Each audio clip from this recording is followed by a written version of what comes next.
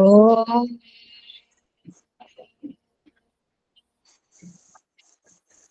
ఓం భూర్భువస్వః తత్సవితుర్వరేణ్యం భర్గో దేవస్య ధీమహి ధియో యో నః ప్రచోదయాత్. ఓం అసతో మా సద్గమయ తమసో మా జ్యోతిర్గమయ మృత్యోర్మా అమృతం గమయ. ఓం సహనా భవతు సహనౌ భునక్తు సహ వీర్యం కరవావహై తేజస్వినావధీతమస్తు మా విద్విషావహై. ఓం శాంతి శాంతి శాంతి. నమస్తే అమ్మ, అందరికీ నమస్తే. అందరికీ నమస్తే.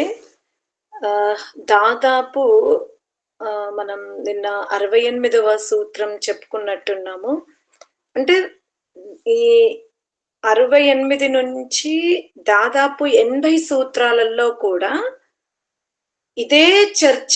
అంటే ఈ శరీరం ఏదైతే జన్మింపబడి ఉందో, అంటే శరీరం దేని ద్వారా అయితే తయారవుతుందో దానిని కపిల మహర్షి సత్వరజస్ తమసాం సామ్యావస్థ ప్రకృతి నుండి తీసుకుంటాడు. ఇక ఎందుకంటే ఇక్కడ మనం గమనించాల్సింది ఏంటంటే,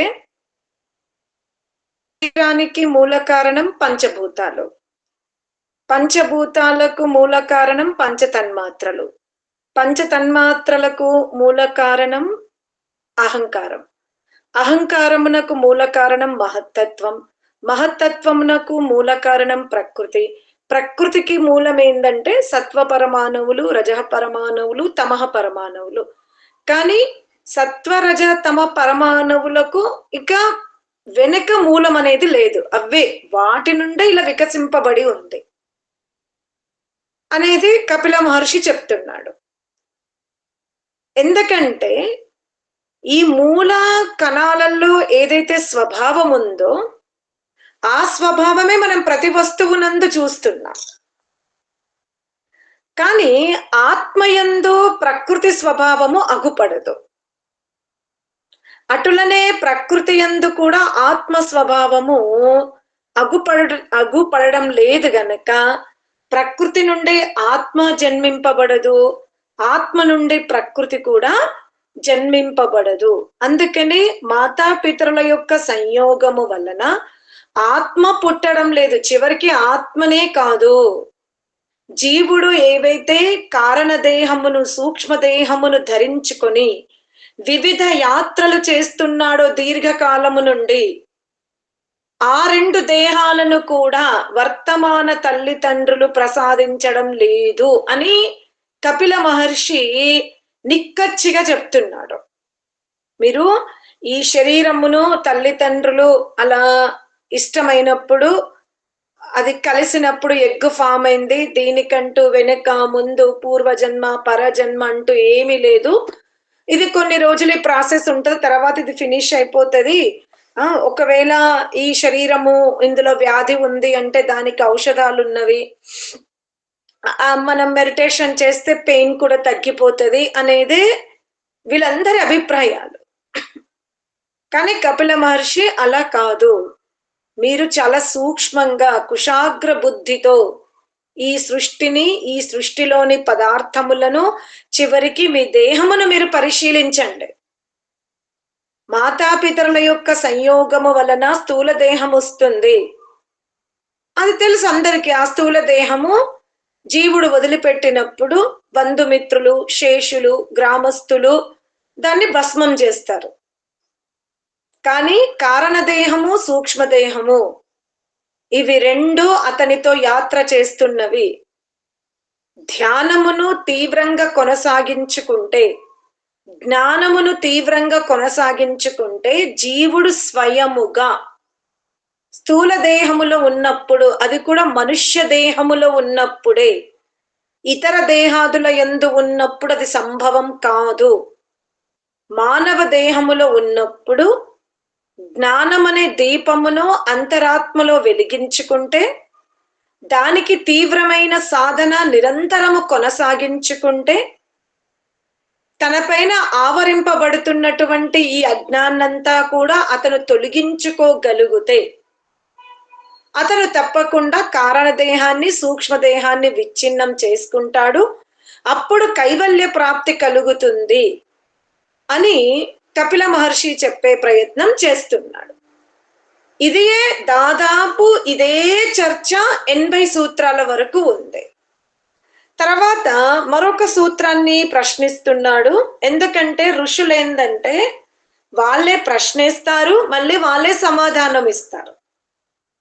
ఋషుల యొక్క గ్రంథాలలో కథలు తక్కువ ఉంటవి, సైద్ధాంతిక ఆలోచన ఎక్కువ ఉంటుంది. అందుకే మనం ఋషుల యొక్క గ్రంథాలను చదివేటప్పుడు కూడా మనస్సు పెట్టి బుద్ధి పెట్టి చింతన చేస్తూ జాగ్రత్తగా వినాలి. ఇప్పుడు ఇంకొక ప్రశ్న ఏమేస్తున్నాడంటే, సరే మీరు ఇప్పుడు అన్నారు కదా మహత్తత్వము, అహంకారము, ప్రకృతి, పంచతన్మాత్రలు, పంచభూతాలు అంటున్నారు. ఈ సృష్టికి అనగా ఈ దేహమునకు కారణం కర్మలు కావా? జీవుడు కాదన్నారు, ఓకే. పరమాత్ముడు కూడా కాదంటున్నారు, ఓకే. మళ్ళీ ప్రశ్నిస్తున్నాడు, కర్మలు కావా? 81 సూత్రంలో ఏమంటున్నాడు అంటే, కర్మ జగత్కారణ నా కర్మన ఉపాదానత్వయోగాత్. సూత్రం ఏంది? నా కర్మన ఉపాదానత్వ యోగాత్. 81 సూత్రములో ఏమని ప్రశ్నిస్తున్నాడు అంటే, ఈ కర్మ జగత్తునకు ఎందుకు కారణం కాకూడదు? అది కూడా అవ్వచ్చు కదా. ఎందుకంటే ఈ దేహంలో జీవుడు ఎందుకున్నాడు?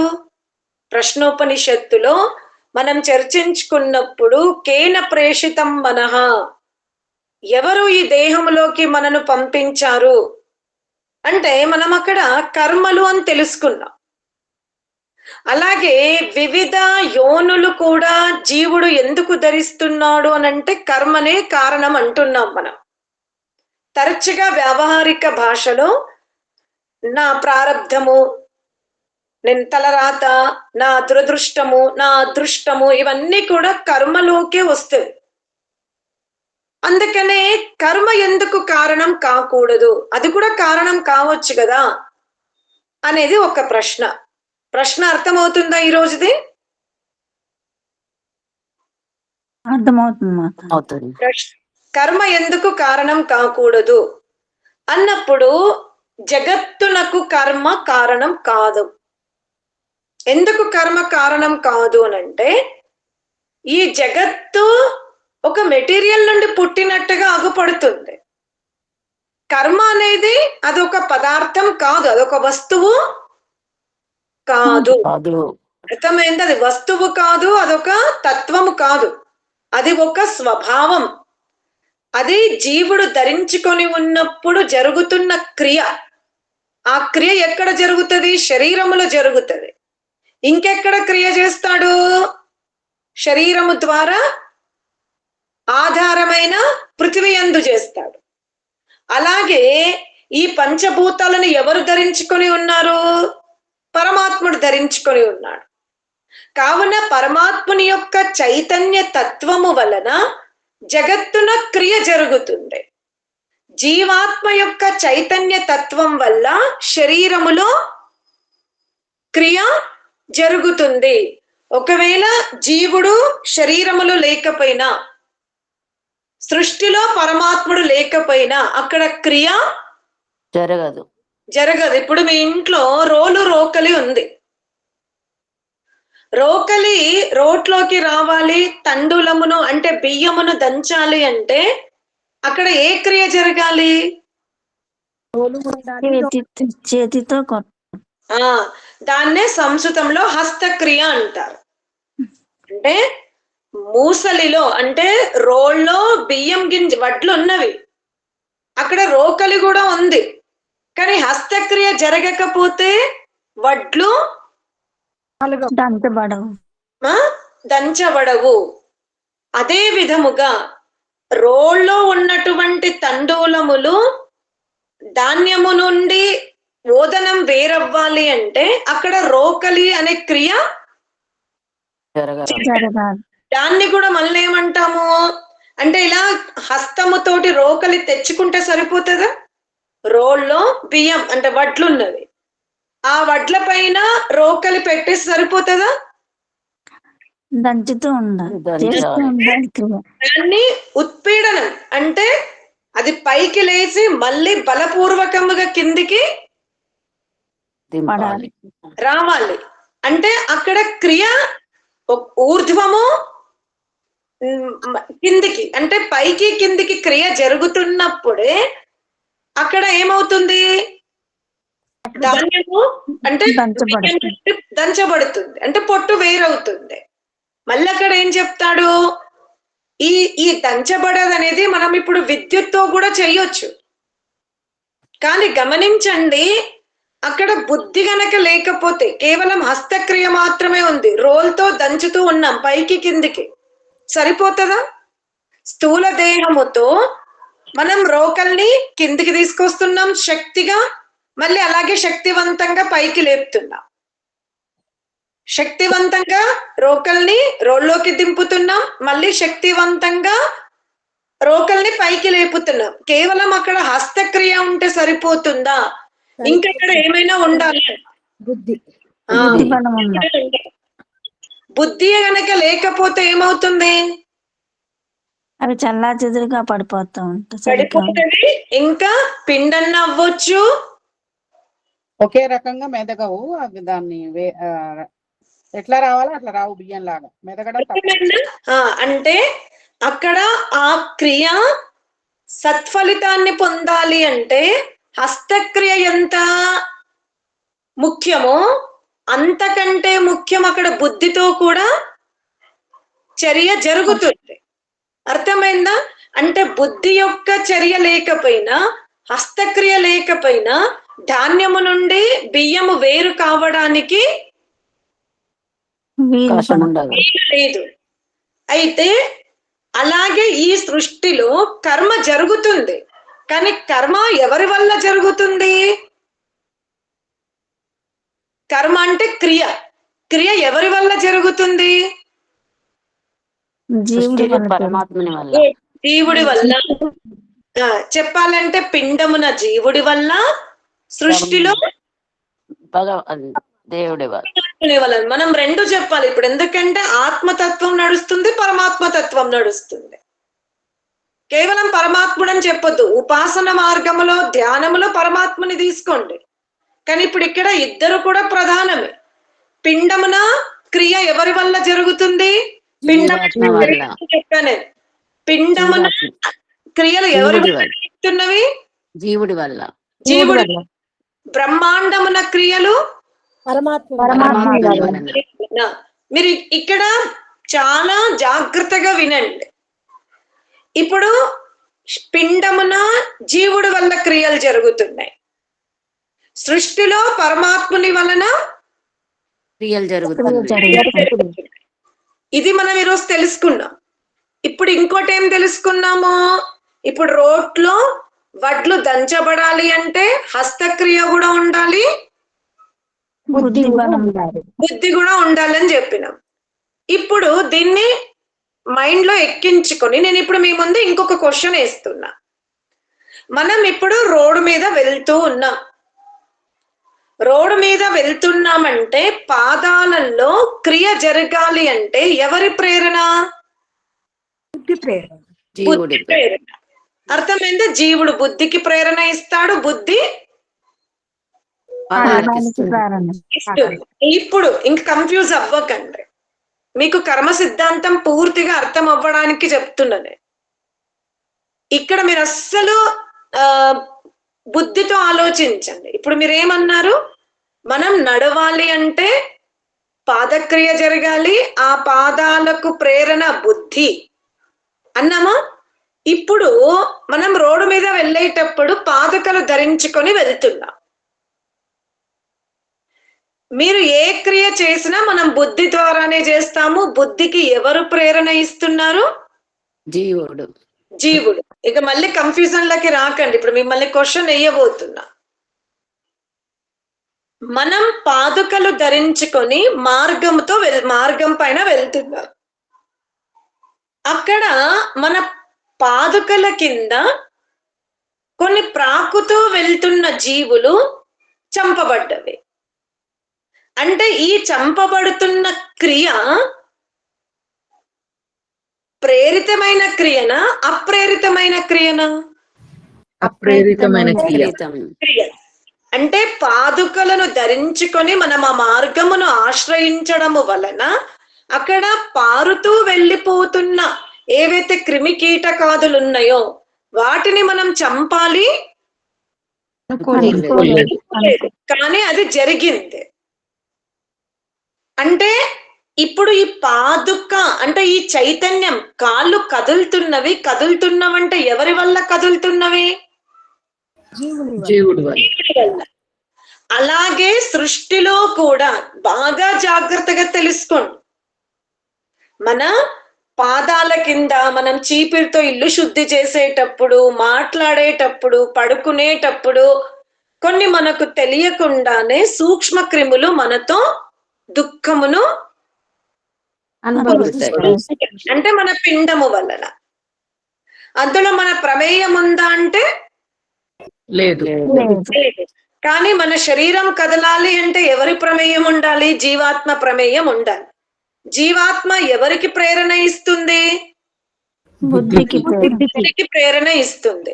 బుద్ధి వలన, మనస్సు వలన, చిత్తం వలన, అహంకారం వలన ఉభయ ఇంద్రియాలు ప్రేరేపింపబడి ఉభయ ఇంద్రియాల ద్వారా ఈ పాదము, హస్తము, చక్షువులు కిందికి పడడం, పైకి పడడం, పెదాలు కదలడం, కర్ణేంద్రియం శబ్దం సౌండ్ వెళ్ళడం, ఇదంతా కూడా ఉభయ ఇంద్రియాల యొక్క ప్రేరణ వలన శబ్దము, రూపము, రసము, గంధము, స్పర్శ ఇవన్నీ జరుగుతున్నాయి. మరి జరుగుతూ ఉన్నప్పుడు కొన్ని చిన్న చిన్న క్రిములు మన వలన చంపబడుతున్నవి అంటే అందులో కూడా బుద్ధి ప్రమేయం ఉందా అంటే ఇప్పుడు మీరు ఏమన్నారు?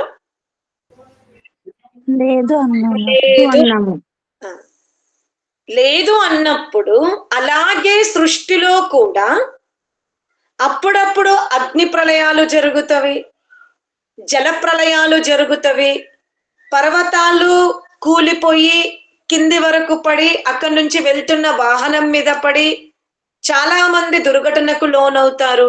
మరి అప్పుడు ఆ దుఃఖాలకు కూడా కారణం కర్మఫలమా పరమాత్ముడా? పరమాత్ముడు కాదు. ఇంకేంటి మరి? అదొక దుర్ఘటన, కర్మఫలం కూడా కాదు. అది క్లియర్ గా తెలుసుకోండి. ఎలా మనము జీవన యాత్ర చేసేటప్పుడు మన వల్ల జరుగుతున్న క్రియ, మనం నడుస్తున్నప్పుడు, తినేటప్పుడు, మాట్లాడేటప్పుడు, పాత్రల్ని ఇటు నుంచి అటు పెట్టేటప్పుడు మన ప్రమేయము లేకుండా కొన్ని జరుగుతూ ఉంటవి. మనం ఒక కాటన్ డబ్బా జరిపేటప్పుడు దాని కింద కూడా సాలె పురుగులు, జిల్ల పురుగులు, ఇంకేమేమో చనిపోతూ ఉంటవి కదా. ఎందుకంటే అవి అక్కడ ఆధారంని పొంది ఉన్నవి. మనము వాటిని అక్కడ శుద్ధి చేయాలనుకున్నాం. ప్రత్యేకంగా జిల్ల పురుగు కోసమే మనం కాటన్ డబ్బా జరపలే, శుద్ధి కోసం చనిపోయినవి కొన్ని ఉంటేనేమో పారిపోయినవి, కొన్ని నలిగిపోతవి. ఆ రోజు ఆ జిల్ల పురుగు చావడానికి మన బుద్ధి కారణమా అంటే కాదు. అటులనే సృష్టిలో కూడా ఒక్కొక్కసారి పంచభూతాల నుండి మహాప్రళయాలు జరుగుతుంటవి. జరుగుతూ ఉన్నప్పుడు ఇప్పుడు మనం బద్రీనాథ్, కేదార్నాథ్, తిరుపతి లాంటి ఎత్తు ప్రాంతాలకు ఎక్కుతాం. అప్పుడు రాళ్ళు పడిపోయి మృత్యు వస్తుంది. అది కర్మఫలం కాదు. అలానే అది ఈశ్వర ప్రమేయము కూడా కాదు. ఇది మీరు తెలుసుకోవాలి. మనం ఏం చేస్తున్నాము? ఆ కుటుంబ సభ్యుల్ని కోల్పోయినప్పుడు అరే తీర్థయాత్రలకే వెళ్ళారు, అక్కడ మృత్యువుని పొందారు, అక్కడ దేవుడున్నాడని ఒకరు, ఆ దేవుడుంటే ఎందుకు రక్షింపబడలేదని మరొకరు, ఇటువంటివన్నీ మనం చర్చిస్తూ ఉంటాం. కానీ ఇప్పుడు మనకేం అర్థమైంది? ఇదంతా మన అజ్ఞానమే. సృష్టిలో ప్రతిది కూడా జీవాత్మ ప్రమేయం వలనో పరమాత్ముని ప్రమేయం వల్ల జరగాలని ఆ విధమైనటువంటి శాసనం లేదు. మనం ఇప్పుడు వెళ్తూ ఉన్నాం, వెళ్తూ ఉన్నప్పుడు డోర్ పెద్దగా ఉంది, ఆ డోర్ మనకి ఇక్కడ తగిలి బోస్ వచ్చింది, ఒక్కొక్కసారి రక్తం కారింది. ఇప్పుడు ఈ దుర్ఘటనకి ఎవరు కారణం? మన జాగ్రత్త. అర్థమైంది, ఇది మన అజాగ్రత్త. డోరు మన చక్షువున కంటే పెద్దగా ఉంది. చూస్తున్నది కదా, అది చిన్నగా ఉంది, నీకు అగుపడలేదంటే వేరు. ఇప్పుడు వెళ్తున్నప్పుడు అక్కడ ఒక ముళ్ళు ఉంది, ముళ్ళు గుచ్చుకుంది, ఆ ముళ్ళు గుచ్చుకోవడం వల్ల ఇన్ఫెక్షన్ వచ్చింది. అది మన అజాగ్రత్త వల్ల కాదు, అది మన కంటికి కనబడనంత సూక్ష్మ రూపములో ఆ పదార్థం. కానీ అదే తలుపు గోడ తగిలింది అనుకోండి, అప్పుడేంటి కారణం? ఎవరు? అన్నింటికి. ఇప్పుడు ఒక మనిషికి షుగర్ ఉంది, ముళ్ళు గుచ్చుకుంది, దానివల్ల ఇన్ఫెక్షన్ అయింది, అతనికి పాదం తొలగించాల్సి వచ్చింది అంటే అతని కాలు పోవడానికి ప్రారబ్ధ కర్మనా? కాదు. అది మీరు అర్థం. ఇప్పుడు ఆయన కాలు పోయింది, లేకపోతే ఇన్ఫెక్షన్ ఇంకా ఎక్కువ దూరం స్ప్రెడ్ అయింది, ఇప్పుడు వీటన్నింటికి కూడా కారణం అతని ప్రారబ్ధమా? కాదు. కానీ మనం లోకంలో ఏం చేస్తుంటాము? వీటన్నింటినీ కూడా ప్రారబ్ధం అనే చెప్తూ ఉంటాం. అర్థమైందా? ఇలా సృష్టిలో అనేక సత్ఫలాలు, అనేక దుష్ఫలాలకు మన ప్రారబ్ధమే కారణం కాదు. మనం ఒక దారిలో వెళ్తూ ఉన్నాం, దారిలో వెళ్ళేటప్పుడు మన దగ్గర ఆహార పదార్థాలు ఉన్నవి. మనం ఇంటి నుండి ఎవరో రోడ్డు మీద మనకు భిక్షగాడు కనబడతాడు, రోగి కనబడతాడు, వృద్ధులు కనబడతారు, అనాథలు కనబడతారు అని అనుకోలేదు. మనకి యాత్రలో ఆ భోజనం అవసరం అనుకొని తీసుకెళ్తున్నాం. కానీ మార్గ మధ్యములో అటువంటి వారు మనకు అగుపడ్డారు. అప్పుడు మనం ఏం చేస్తున్నాం? అరే ఇప్పుడు నాకు ఇంకా ఆకలి లేదు, వాళ్ళకైతే ఇప్పుడు ఆకలి ఉంది, అని మనం వాళ్ళకి ఆ భోజనం ఇచ్చేసాం అంటే అది సత్ప్రవర్తన. దానికి వాళ్ళు ఆశీస్సులు ఇచ్చారు, అదంతా కూడా సత్ప్రవర్తననే. కానీ మనమేమి వాళ్ళకి ఆకలి తీర్చాలని ఉదయం అటువంటి ప్రయోజనం అంటే జరిగింది ఆ విధంగా. అలా జీవితంలో కొన్ని మన ప్రమేయముతో సత్ఫలాలు జరుగుతవి, కొన్ని మన ప్రమేయము లేకున్నా దుష్కార్యములు జరుగుతూ ఉంటవి. ఇలా నిశ్చితము లేనటువంటి క్రియ వలన ఈ సృష్టి ఎలా ఉత్పన్నం అవుతుంది? అర్థమైందా? అసలు క్రియ వెనుక ఒక నిశ్చిత ప్రయోజనమే లేదు. అప్పుడప్పుడు మనం ఎందుకు చేశామో తెలియదు, దానివల్ల ఎవరికి లాభమో తెలియదు, ఎవరికి నష్టమో తెలియనటువంటి కర్మ వలన ఇంత అద్భుతమైన సృష్టి కార్యం జరగడానికి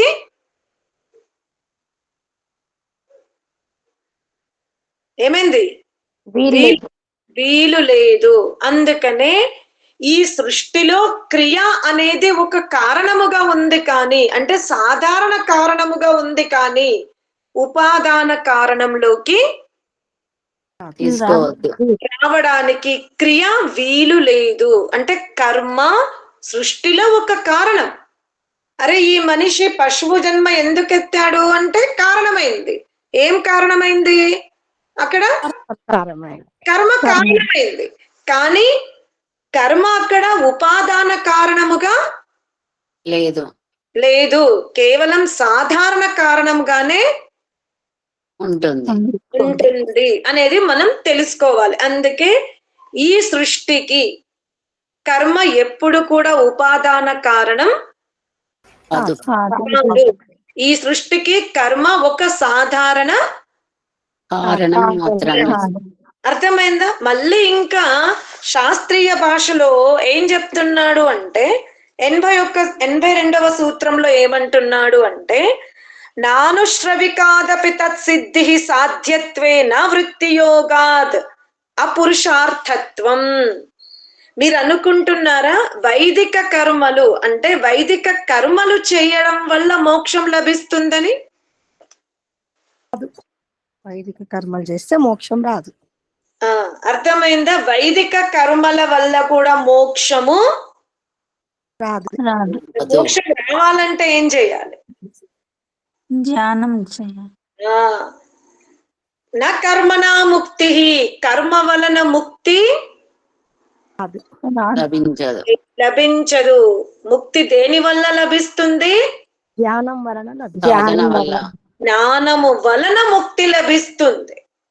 అంటే ఇప్పుడు మనం విన్నాము, వేదం ఏం చెప్పింది? ధ్యానం చేసుకో, మనస్సుని ఉపయోగించుకో, దాని అంతర్గత శక్తిని తెలుసుకొని ఈ శబ్ద జ్ఞానం వల్ల ముక్తి లభిస్తుందా? లభించదు. లభించదు. దేని వల్ల ముక్తి లభిస్తుంది మరి? సాధన. సాధన వలన ముక్తి లభిస్తుంది.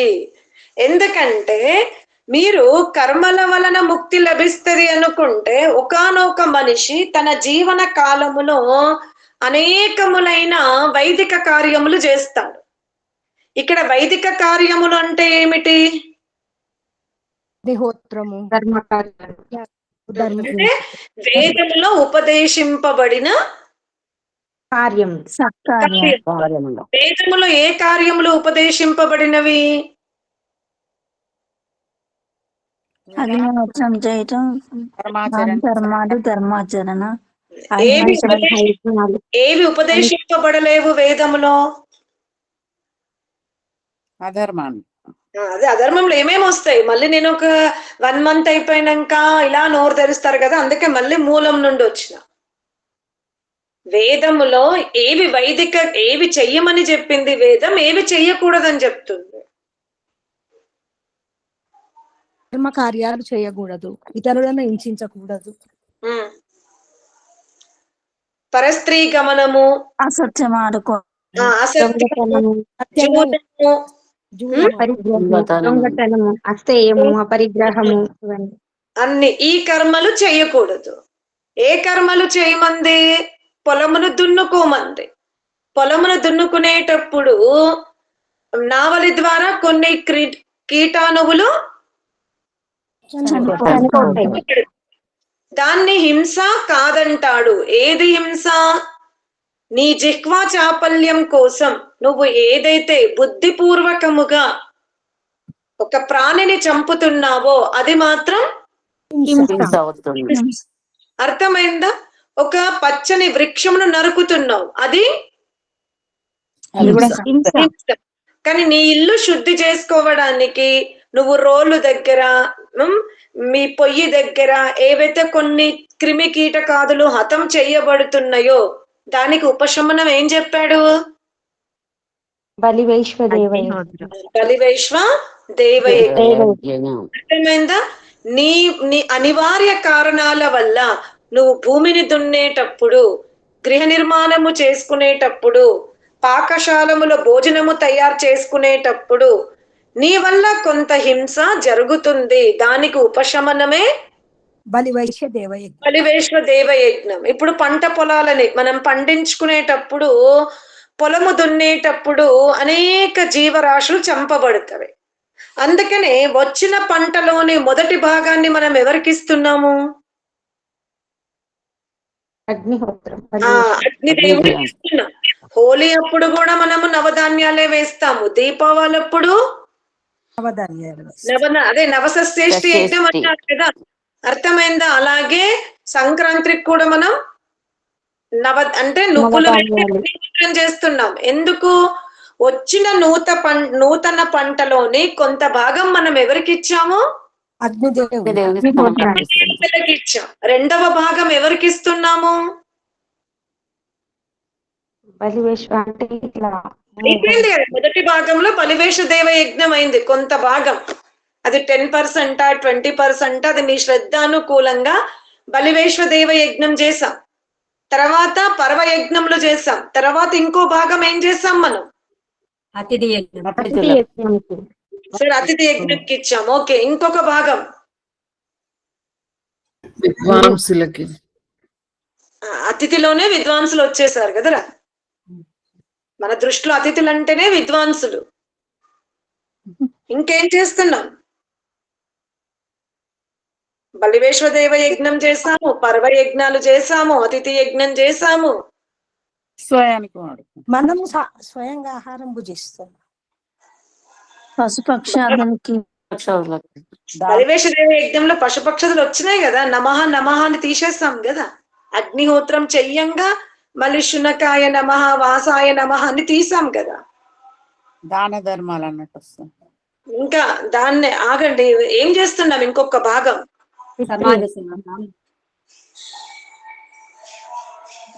తట్టట్లేదు కానీ మీ అందరికీ తెలుసు అది.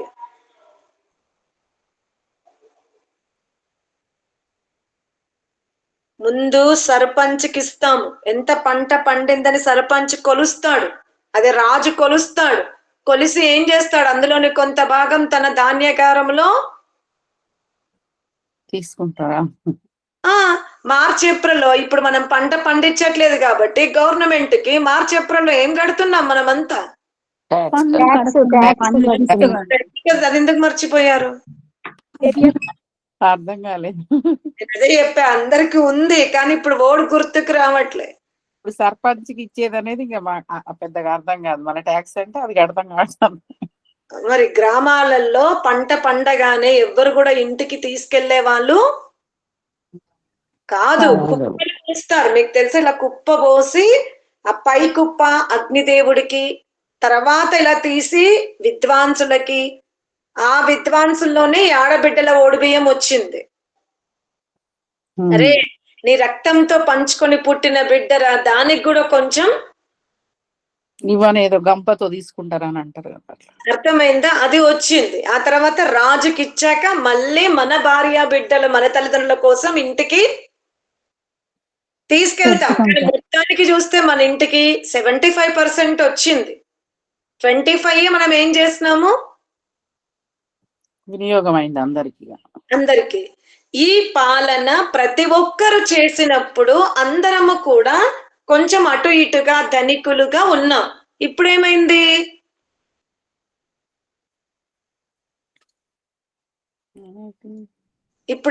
వ్యవస్థ? బలివేశ్వదేవ యజ్ఞము లేదు, అతిథి యజ్ఞము లేదు, ప్రభుత్వానికి కూడా పూర్తిగా ఇన్కమ్ చూపించి ట్యాక్స్ మనం ఇక్కడ మీరు నేనని కాదు, ప్రతి ఒక్కరు తమ ఆదాయాన్ని నిజాయితీగా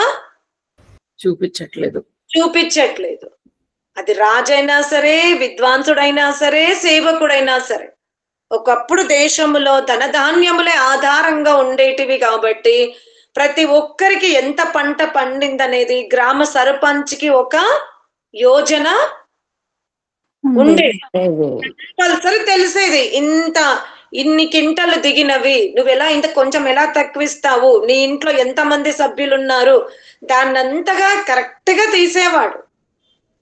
అందుకనే అప్పట్లో అరాచకాలు, ఇలా దాపరికాలు జరగాలి అంటే కాస్త భయముగా ఉండేది. ఇప్పుడేంటి, ప్రతి ఒక్కరు ధాన్య రూపంలో కాకుండా ధన రూపంలో ఉన్నారు. కింది నుండి పైవాడు అందరూ కూడా ఎత్తుకు పై ఎత్తులేస్తున్నారు.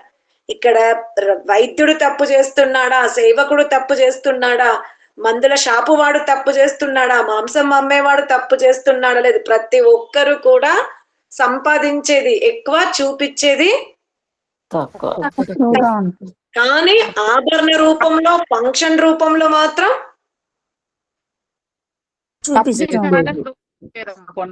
కొంతకాలం క్రిందట తప్పు చేసేదని, ఇప్పుడు ప్రతి అందరూ తప్పులు చేసిన తప్పు కూడా తప్పు కనిపించే పరిస్థితి వచ్చేది. అర్థమైందా? ఇక్కడ అదే చెప్తున్నాడు, ఎవరైతే వైదిక కర్మలు చేస్తారో వైదిక ఫలమును అనుభవించారు. కానీ మళ్ళీ వైదిక ఫలం అనుభవించిన తర్వాత అతని జీవితంలో అవైదిక కర్మ ఫలము కూడా ఉంది. కనుక ఈ సృష్టికి కారణం కర్మ ఎప్పుడు కారణం కాదు. మాతాపితరులు కేవలం స్థూల దేహానికే కారణమవుతున్నారు, మూలం కాదు. అంటే జీవుడి నుండి ఈ సృష్టి రాదు, కర్మల నుండి కూడా ఈ సృష్టి రాదు, పరమాత్మ నుండి కూడా ఈ సృష్టి రాదు. వీళ్ళందరూ పరమాత్ముడు, మాతాపితరులు, కర్మలు, స్వభావము, వీళ్ళందరూ కూడా సాధారణ కారణాలు అవుతున్నారు లేదా చైతన్య నిమిత్త కారకులు అవుతున్నారు. కానీ ఉపాదాన కారకులు మాత్రం కాదు. కావటం. అనేది ఋషి చెప్పే ప్రయత్నం చేశాడు. దాదాపు 84 సూత్రాల వరకు ఇదే చర్చ ఉంది. ఓం శాంతి శాంతి శాంతి.